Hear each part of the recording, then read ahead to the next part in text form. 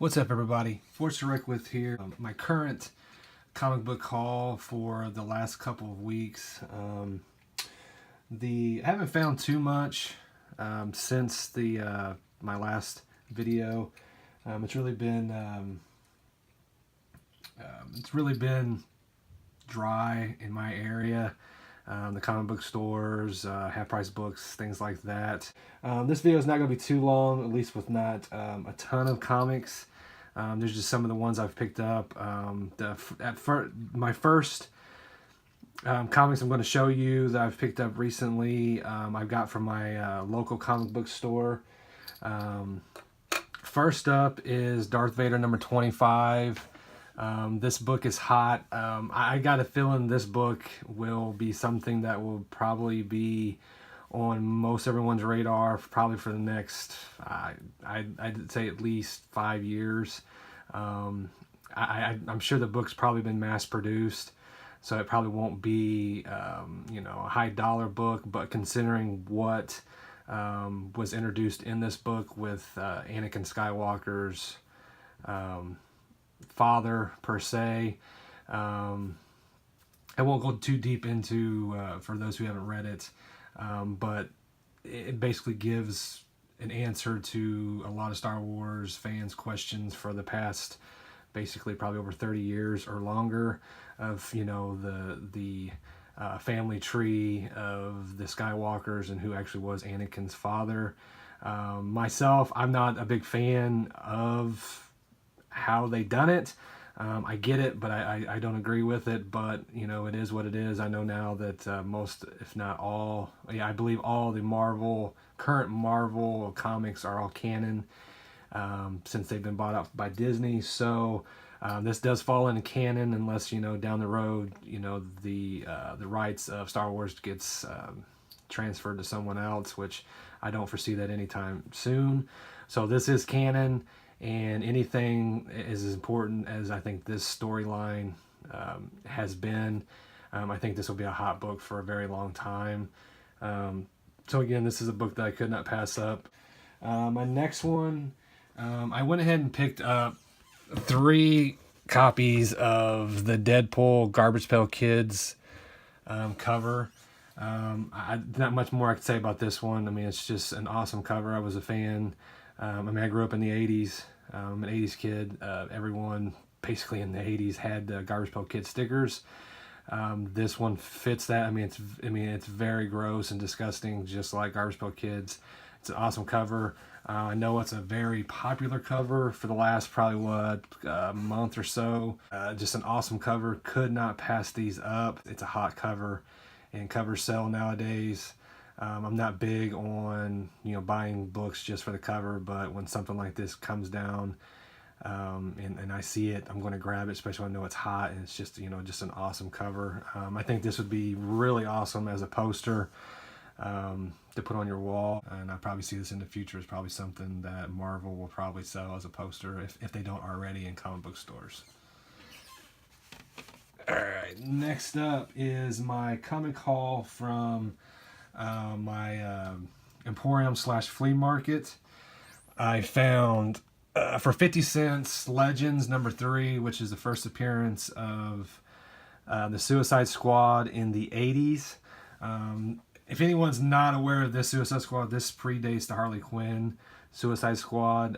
This was basically the Deadshot. Amanda Waller was definitely a big character in this one. I'm actually I know Legends, it wasn't the greatest summer crossover, of all the DC books in the 80s. But John Byrne's art, alone got me into this back then. This was right around when I started really getting into comics as a kid. Firestorm was really big. I think they introduced a new Justice League. Anyone who's not read Legends of summer crossover from that year, I think you can pick most of the books up. This is probably the hardest one, I won't say hardest one to find, but it's at least probably going to be the most expensive. Like I said, I found this for 50 cents. It was at a flea market, just kind of a pile of books. But that storyline, it's pretty decent storyline altogether. I think Cosmic Boy from Legionnaires was introduced into his own series that year as well. But if you haven't read it, do yourself a favor and pick that one up. I'm sure you can pick it up probably in a trade paperback form, probably cheap as well. It's pretty good. Like I said, the art alone is worth picking up. The John Burns, I'm a big fan of his. So I mean, and like I said, the storyline is not bad. I think it has a lot to do with Dark Side as well. So again, not a bad pickup for 50 cents. Next up, nothing really hot about this book. In particular, it's Classic X-Men number 14. This was just one I was missing in my run of Classic X-Men. Classic X-Men was another one that I picked up as a kid in the 80s that got me started on when I fell in love with comics. Basically, I wanted to bring this one up to you guys to share. When it comes to spec books, I mean, I think all the Classic X-Men, at least the 1 through 44, should be on anybody's list. At least, you know, those 80s Chris Claremont X-Men books. For anyone who doesn't know, at least the first 27 issues through 1 through 44 had edits and new pages added to tie in with then current continuity. They were all written by Chris Claremont, but then they also had backup stories through 1 through 44 that were written by Chris Claremont as well. Not all the backups were, but majority of those were written by Chris Claremont. So if you're a fan like I was, I mean he goes down as one of my top of all time writers. That classic, I mean, that X-Men run that he did is by far my favorite comic book run of all time. So to pick those up, I mean, eventually, I mean, I know they just came out with the omnibus, I think at the end of 2018, but I mean, you're going to be paying anywhere from probably $80 to $150, considering where you find it if you're lucky. But you can find almost all the 1 through 44 of this run for probably in the dollar bins, probably even, you know, the quarter boxes. So do yourself a favor, pick them up, even if you've read them, even if you've got them in essential form or whatever. These are all color, so that beats essentials. You'd be lucky, you probably could find a lot of them in really good condition. I mean, I found this one for $1.50 at the Emporium. Basically, a lot of people give these things away. Even if, you know, you have a lot of them, pick them up, give them to a kid. The art. You had John Burns, you know, a lot of these guys from back in the day in the 80s. You can't beat that. Like I said, with the new material alone, makes these a sought-after book, in my opinion. I'm really surprised that these books haven't went in price. Maybe because, you know, the print run was probably more than, you know, wasn't as makes it as rare, but still, in my opinion, these books, finding them in mint condition, in my opinion, is probably going to be more difficult than probably finding the book itself. But if anything, get them to read, and anybody who's a fan of the 80s, early 90s X-Men, this is a must-have, in my opinion, because you get the new material. Just opening those books up, the old books, and then looking at this stuff, and you see the new material, how it kind of, you know, meshes in with it. It's really awesome. So again, not much more on this one besides, you know, just do yourself a favor and pick them up if you don't already have them. And now, guys, I'm going to go over my half-price book haul, recent one. I went ahead and picked this one up for $1, Marvel Point 1. The first appearance of the new Nova Sam. I think Sam Alexander, I think might be his last name, not sure on that, but I know it's Sam. Overall, not a bad condition book. I believe why it was $1. It has like kind of an ink smudge across. But I went ahead and picked it up for $1. It's a good read. You know, that new run when they started, believe the second before the last all new, all different version of the Marvel books. Not too bad. I believe this led into A versus X storyline of that summer. But again, couldn't pass it up for $1. Like I said, other than that little smudge on, you know, ink smudge on the front, not bad for $1. So I mean, if anything, it's a good read. Next up, this one is also I picked up number 5, Books of Doom, and number 6, Books of Doom, for $1.50 a piece.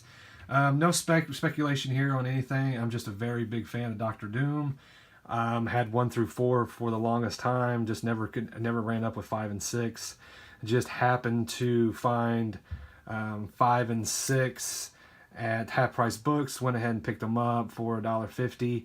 Ed Brubaker, again, very big fan of his writing. So, and when you mix him in with Doctor Doom, I cannot pass that up. I have not had a chance to read this. I've been waiting to read this one for a very long time. Just wanted to complete the series. I know I could have picked up the trade paperback, a long time ago. I believe it's in hardcover and it goes for a pretty penny nowadays, so that was never going to happen. But again, picking up any of the single issues for probably $1, even probably less than that, because I think I originally picked up 1 through 4 at a convention, probably in a $1 box. So again, art's not too bad on it. But again, Doctor Doom, Ed Brubaker, I mean, what more can I say besides, that? Doctor Doom is one of the greatest characters ever created. So anytime I can pick those up, I'm going to pick up any kind of Doctor Doom. Last up from Half Price Books, I picked up the complete run of U.S. Avengers. These were all $1 a piece. U.S. Avengers #1 was this one is actually a spec book right now. This has the first appearance of obviously the U.S. Avengers team. Sunspot is the new Citizen V in this storyline.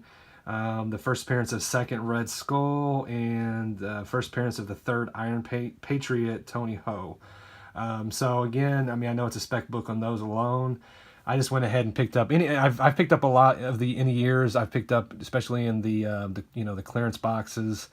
If I can pick up a whole run of a book like 1 through 12, 1 through 20 of the books for 50 cents to $1, I'll usually go ahead and pick them up.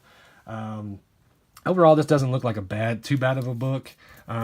There's 2 nice skull cover. There's #3. No, obviously Squirrel Girl is a big part of this group as well. Cannonball. This one's a pretty cool cover. That new Red Hulk. I believe they introduced where it's kind of a drug he takes, and it turns him into the Red Hulk for a certain amount of time. It's a cool Deadpool kind of cover altogether.